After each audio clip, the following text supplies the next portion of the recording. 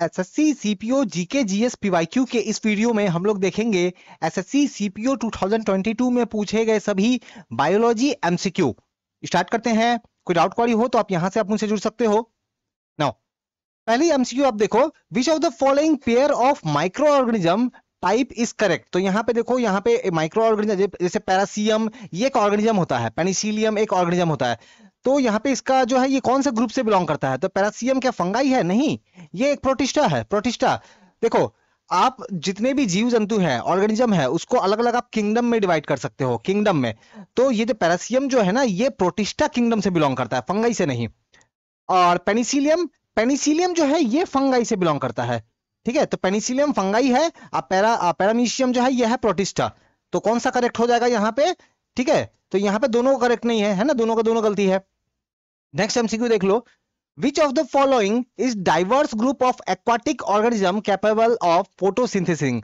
तो देखो, जो फोटोसिंथेसिस होता है, प्रकाश संश्लेषण, आप लोगों ने जरूर पढ़ा होगा।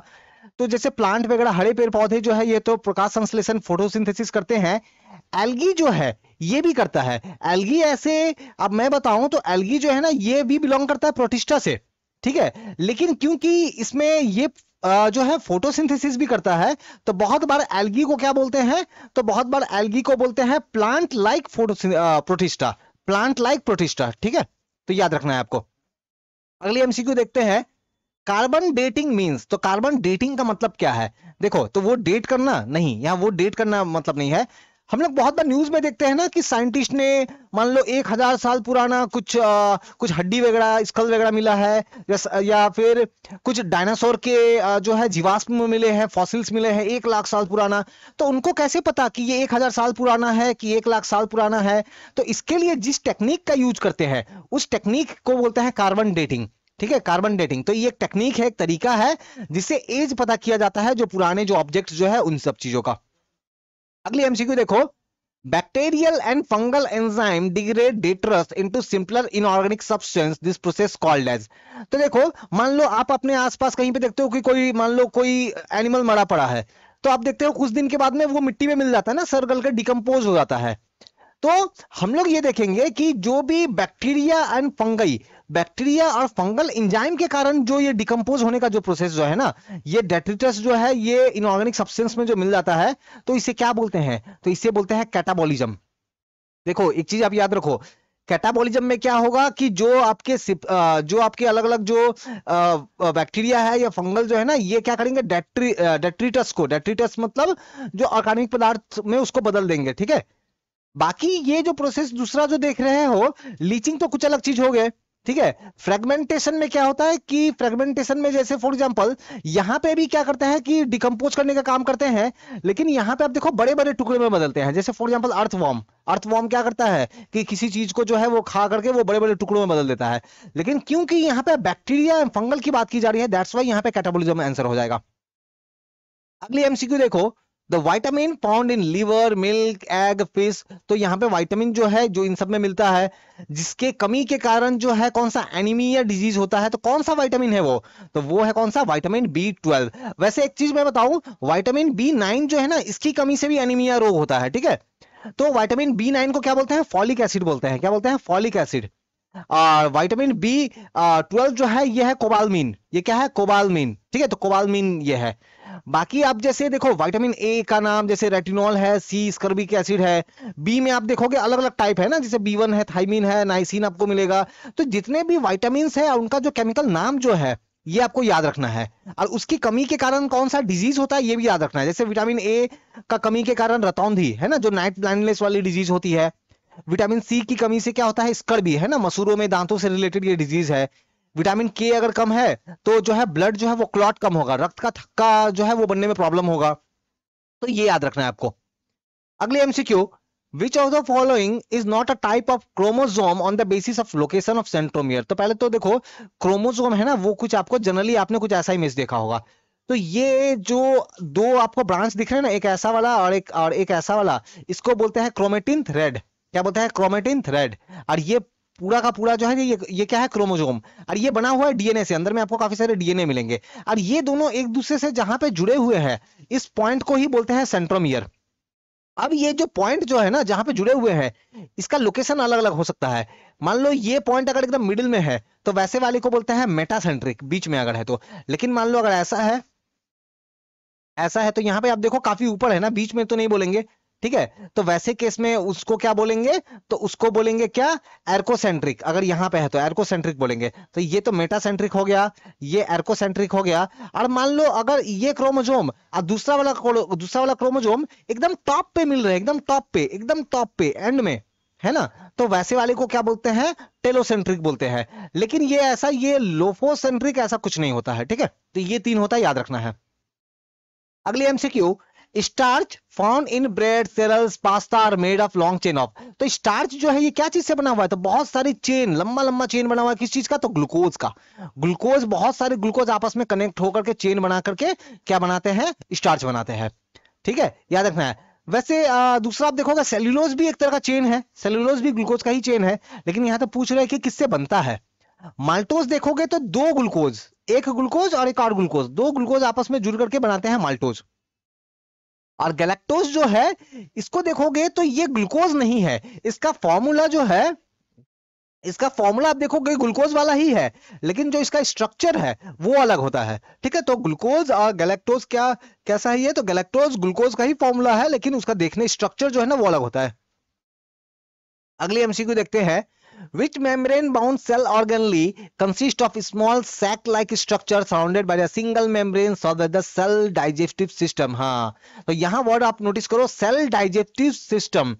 सेल के अंदर में जो भी कूड़ा करकट वगैरह जो है उसको डाइजेस्ट करने का काम है ना, तो ये कौन करता है, तो ये करता है क्या, लाइसोसोम। लाइसोसोम अगर किसी कारण से अगर ब्लास्ट हो गया, मान लो लाइसोसोम फूट गया, तो वो क्या करेगा, वो पूरे के पूरे सेल को ही डिसॉल्व कर देगा। दैट्स वाई इसको लाइसोसोम को बहुत बार सुसाइडल बैग बोलते हैं। क्या बोलते हैं, सुसाइडल बैग, आत्मघात थैली। क्यों, क्योंकि लाइसोसोम अगर किसी कारण से वो ब्रेक हो गया तो वो पूरे के पूरे सेल को डाइजेस्ट कर लेगा, ठीक है, उसे ही पचा लेगा।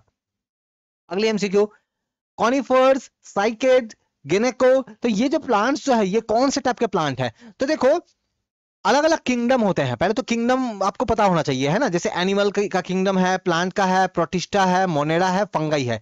तो ये अलग अलग आप 5 यहाँ पे किंगडम देख रहे हैं, Animalia, Plantae, protista, Monera, fungi. अब ये जो प्लांट वाला जो किंगडम है, फिर ये बहुत सारे फाइलम में डिवाइडेड है, बहुत सारे फाइलम में डिवाइडेड है। तो जैसे थेलोफाइटा, ब्रायोफाइटा, ठीक है, पेट्रिडोफाइटा, फिर एंजियोस्पर्म, ठीक है, फिर जिम्नोस्पर्म। तो अलग अलग टाइप का यहाँ पे आपका ये फाइलम है, ठीक है।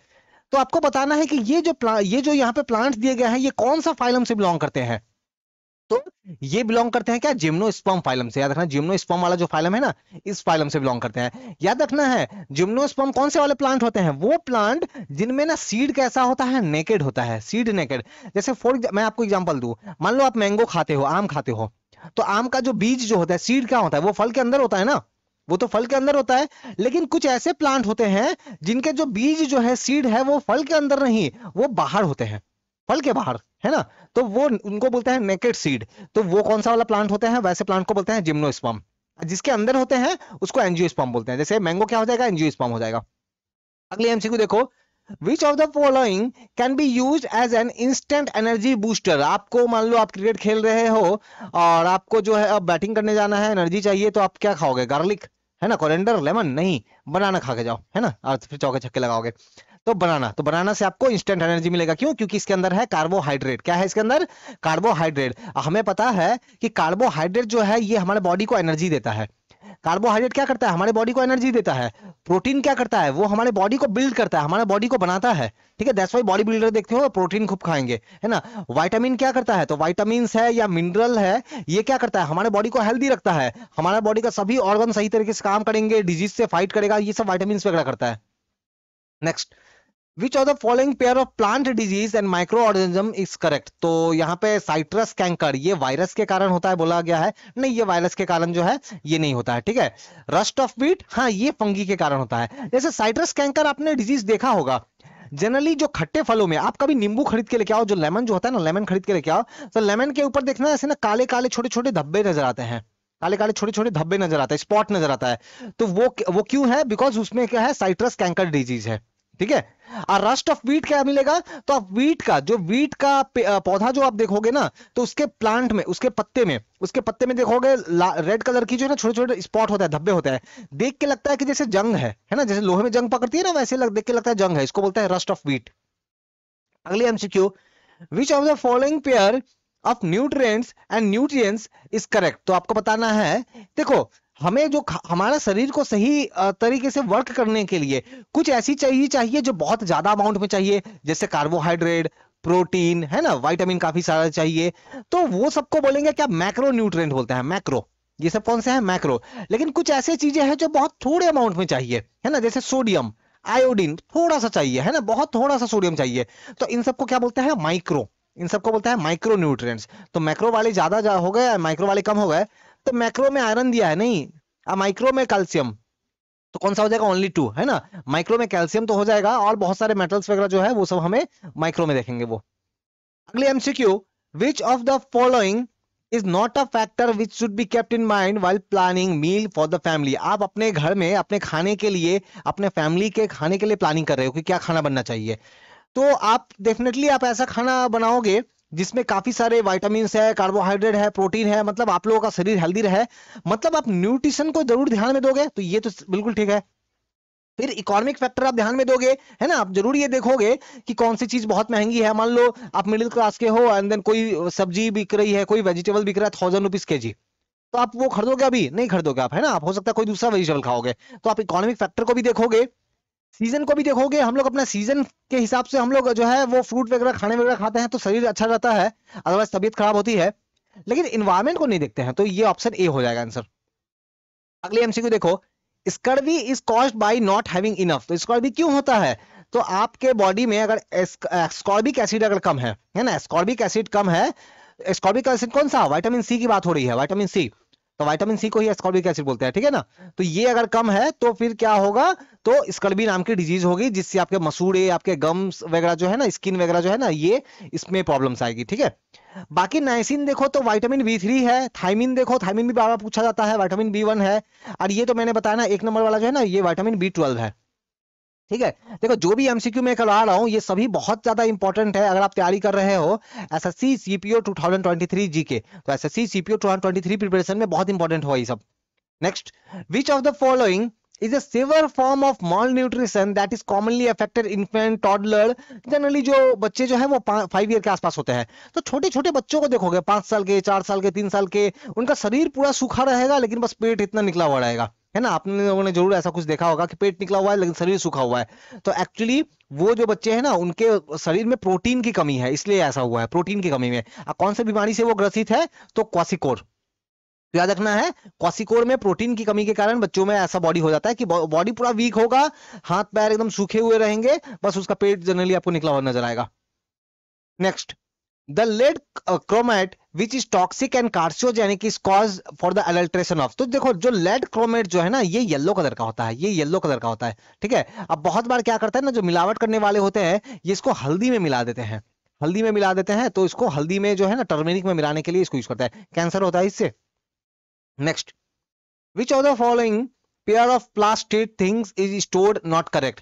तो देखो प्लास्टिड है ना, प्लांट में आप देखोगे अलग अलग टाइप के जो प्लास्टिड वगैरह मिलते हैं, तो अलग अलग टाइप के प्लास्टिड होते हैं जो कि अलग अलग चीजों को स्टोर करते हैं। तो जैसे आप देखोगे एमाइलोप्लास्ट, तो एमाइलोप्लास्ट जो है ना, ये जनरली स्टार्च को स्टोर करने का काम आता है, ठीक है, स्टार्च को स्टोर करने का काम आता है। यहाँ तो ऑयल एंड फैट दिया ना, तो इसलिए गलत हो जाएगा। और ये दूसरा वाला देखो, ये कलरलेस होता है। एंड देन ये वाला देखो, तो एल्यूरोप्लास्ट जो है, तो ये जनरली आप देखोगे तो ये जो है आपकी ऑयल फैट वगैरह जो भी ना, इन सब को स्टोर करता है, मतलब कार्बोहाइड्रेट को ये नहीं करता है। तो यहाँ तो दोनों गलत है, ठीक है, दोनों गलत है। तो कौन सा होगा, दोनों के दोनों गलत है, कोई भी करेक्ट नहीं है।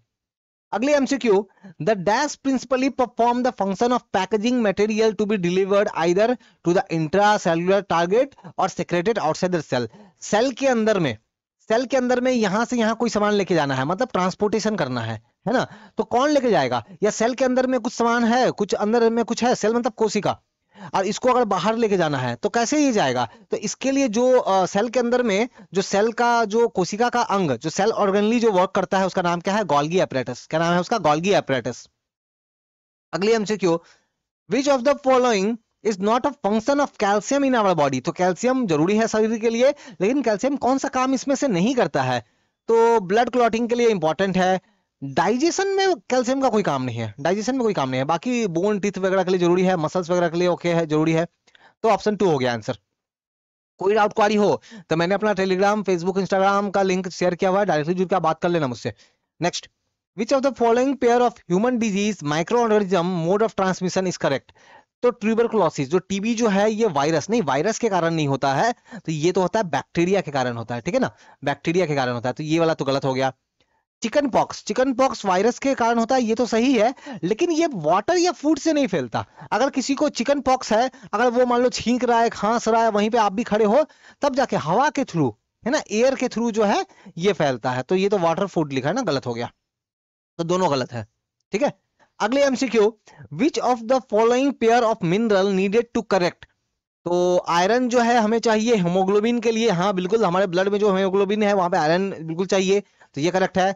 सोडियम चाहिए हमें थायराइड के फंक्शन के लिए, नहीं, थायराइड के फंक्शन के लिए हमें चाहिए क्या? आयोडीन, आयोडीन चाहिए, है ना। आप देखते हो ना कि गले में, है ना, बहुत सारे लोगों को थायराइड बीमारी हो जाती है क्योंकि आयोडीन की कमी के कारण। तो पहला वाला सही है, दूसरा गलत है।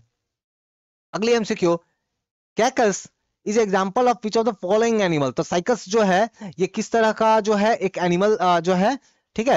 एग्जाम फॉलोइंग एनिमल फाइलम, तो कौन सा एनिमल फाइलम से बिलोंग करता है? तो पहले तो एक चीज मैं ये बता दूं, क्वेश्चन ये आया था आपके एसएससी सीपीओ एग्जाम में, ये बिलोंग करता है प्लांट से, ठीक है। तो एनिमल फाइलम लिखा हुआ है ना, तो ये प्लांट फाइलम, प्लांट फाइलम, और ये आपका जो है ये जिम्नोस्पर्म से आपको जो है ये रिलेट करता है। नेक्स्ट, क्योंकि ये सवाल दिया गया था। Next, amylase enzyme can be found in, तो देखो हम लोग जब खाना खाते हैं ना, तो हमारे मुंह में जो लार जो आता है, सलाइवा, सलाइवा, तो इस सलाइवा में होता है एमाइलेज एंजाइम, और ये क्या करता है? तो कार्बोहाइड्रेट को डाइजेस्ट करना स्टार्ट करता है। मतलब कार्बोहाइड्रेट का डाइजेशन हमारे माउथ से ही स्टार्ट हो जाता है, मुंह से ही स्टार्ट होता है, तो आंसर क्या हो जाएगा? सलाइवा। अगले MCQ, which plant is included in Thallophyta? तो मैंने बताया था ना कि जो प्लांट किंगडम है उसका अलग फाइलम है, उसमें से एक थैलोफाइटा है। तो थैलोफाइटा आप देखोगे ना, तो ये ऐसे प्लांट होते हैं ना, जिन जैसे अगर आम का पेड़ अगर आप देख रहे हो, मैंगो ट्री, मैंगो ट्री में आपको लीफ मिल जाएगा, आपको स्टेम वगैरह मिल जाएगा, आपको रूट्स वगैरह मिल जाएंगी, लेकिन ये थैलोफाइटा में ना ऐसा लीफ, स्टेम, ब्रांच, रूट ऐसा प्रॉपर आपको स्ट्रक्चर नहीं मिलेगा, ठीक है ना, प्रॉपर स्ट्रक्चर डिफाइन नहीं होता है। तो यहाँ पे आप देखो, अगर अगर आपने मान लो रोज, है ना, जो गुलाब का प्लांट देखा होगा, वहां तो होते हैं ना प्रॉपर ब्रांच ब्रांच होते हैं, तो ये तो ऑप्शन होगा नहीं। ये भी, यहाँ भी रोज है तो ये भी होगा नहीं, लोटस भी लिखा हुआ यहाँ पे होगा नहीं, ठीक है ना। तो एक्चुअली, और ये जो पेट्रिडोफाइटा है ना, ये तो अपने आप में एक फाइलम है। पेट्रिडोफाइटा जो है ये तो अपने आप में प्लांट किंगडम के अंदर एक फाइलम है, तो ये भी नहीं होगा, मतलब option A. Next, which thin flexible barrier separates the internal environment of the cell from the extracellular fluid? तो आप देखो सेल होता है, सेल के अंदर फिर न्यूक्लियस होता है ना, न्यूक्लियस। अब यहाँ पे काफी सारे आपको जो है लिक्विड वगैरह मिलेंगे, और काफी सारे जो सेल ऑर्गेनलीज, माइटोकॉन्ड्रिया, राइबोसोम्स, ये सब मिलेंगे, है ना। फिर सेल के न्यूक्लियस के अंदर भी आपको जो है लिक्विड मिलेगा, न्यूक्लियोप्लाज्म। तो इसको बाहर में जो लिक्विड है और न्यूक्लियस के अंदर में जो लिक्विड वगैरह जो भी है, उसको अलग करने का काम कौन करता है? तो प्लाज्मा मेम्ब्रेन, ठीक है ना, प्लाज्मा मेम्ब्रेन। तो याद रखना है, सेल के अंदर का इंटरनल एनवायरनमेंट और सेल को अलग करने का काम करता है ये प्लाज्मा मेम्ब्रेन, ठीक है ना।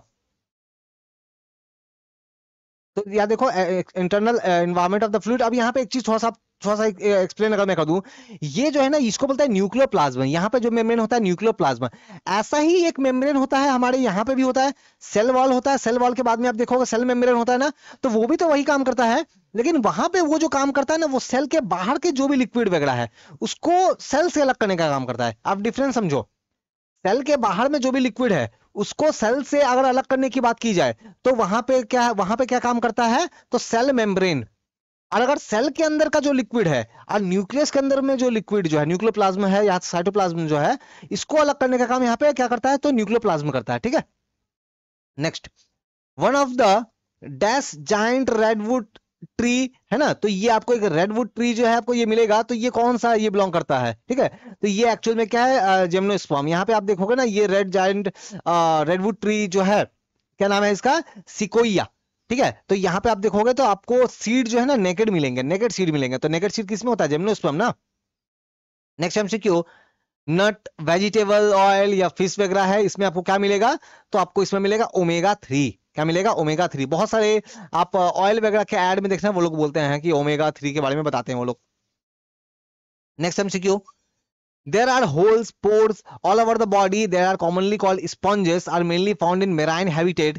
तो वो कौन सा फाइलम से बिलोंग करते हैं? तो कुछ समुद्र के अंदर में, ओशन के अंदर में कुछ आपको जीव जंतु ऐसे आपको मिल जाएंगे, उनका बॉडी कुछ ऐसा होगा, ऐसा सिलेंडर जैसा होगा, यहाँ पे एक होल होगा, बॉडी में बहुत सारे छोटे छोटे छोटे छोटे होल्स होंगे, यहाँ पे पोर्स होंगे, ठीक है। तो ये कौन सा फाइलम से बिलोंग करते हैं? तो ये है पॉलीफेरा। ये क्या है? पॉलीफेरा, ठीक है। बहुत बार इसको स्पंज बोलते हैं ऐसे वाले को। Next MCQ, fusion of two gamete dissimilar its sides. तो देखो, रिप्रोडक्शन के लिए मेल गैमेट और फीमेल गैमेट जो है ये मिलते हैं। अगर मान लो एक गैमेट बड़ा है, दूसरा गैमेट काफी छोटा है, तो अलग अलग साइज वाले गैमेट अगर आके मिलते हैं ना, तो वैसे वाले गैमेट जब मिलेंगे तो उसको क्या बोलते हैं? तो याद रखना, एनिसोगोमस, ठीक है। तो एनिसोगेमस बोलते हैं उसको, एनिसोगेमस। और अगर सेम सेम साइज वाले अगर मिलेंगे तो, सेम सेम साइज वाले मिलेंगे तो फिर उसको बोलते हैं आइसोगेमस। क्या बोलते हैं उसको? आइसोगेमस, ठीक है। Next, when any plane passing through the central axis of the body divide the organism in two identical half, it is called radial symmetry. When the body can be divided in the identical left and right half, it is in one plane, it is called the bilateral symmetry. तो यहाँ पे आपको बताना कौन सा statement correct है। तो यहाँ पे दोनों करेक्ट है, समझाता हूं मैं। जैसे आप स्टार फिश को देखो, स्टार फिश को अगर आप कभी देखोगे तो कुछ ऐसा, अब इसको मैं यहां से डिवाइड करूं या यहां से डिवाइड करूं, यहां से डिवाइड करूं, तो थोड़ा सा अच्छा डायग्राम नहीं बना, लेकिन आप देखोगे वो सेम होगा, है ना। मैं इसको इधर से भी डिवाइड कर सकता हूं। जैसे पिज्जा को देखो, आप ऐसे भी काट सकते हो, ऐसे भी काट सकते हो, ऐसे भी काट सकते हो, मतलब ऐसे भी काटोगे तो भी हाफ हाफ, ऐसे काट रहे हो तो भी हाफ हाफ हो रहा है ना। तो वैसे वाले केस को बोलते हैं क्या? रेडियल सिमेट्री बोलते हैं।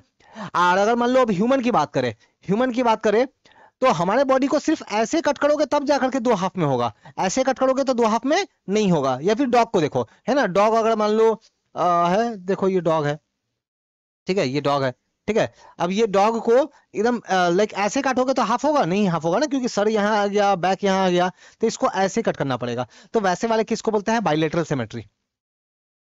नेक्स्ट यहाँ पे देखो, ये एमसीक्यू दिया गया है। यहाँ पे आप देखोगे तो बेसिकली पूछ क्या रहा है, ये लंबा सा क्वेश्चन है, मैं आपको क्वेश्चन बेसिकली समझा दे रहा हूँ।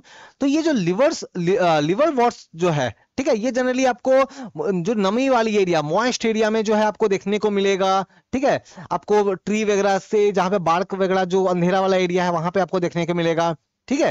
तो ये आपका कौन सा फाइलम है? ठीक है, विच ऑफ द फॉलोइंग ब्रायोफाइटा। तो ये आपका कौन सा फाइलम जो है ये है। तो यहाँ पे आपको बताना है, the above statement signify which of the following Bryophyta. तो ये बायोफाइटा से तो बिलोंग करता है, लेकिन किससे? तो असल में ये रिवर्स वॉट, तो इसका जो नाम है ना, यही नाम यहाँ पे भी है, ठीक है। तो ये क्वेश्चन ही एक्चुअली इस तरह से बनाया गया था कि जो क्वेश्चन है वही आंसर था ना। तो ये हमारे कुछ जो है लिंक्स है, आप जुड़ सकते हो। यहाँ पे पीडीएफ वगैरह चाहिए तो आप टेलीग्राम में आकर जुड़ जाओ। हमारे करंट अफेयर का चैनल है, तो वहां आप करंट अफेयर देख सकते हो। जीके वगैरह प्रिपेयर कराता हूँ क्लास ऑफ साइड स्टडी में। तो वीडियो पसंद आया तो लाइक, कमेंट और शेयर करें। Thank you.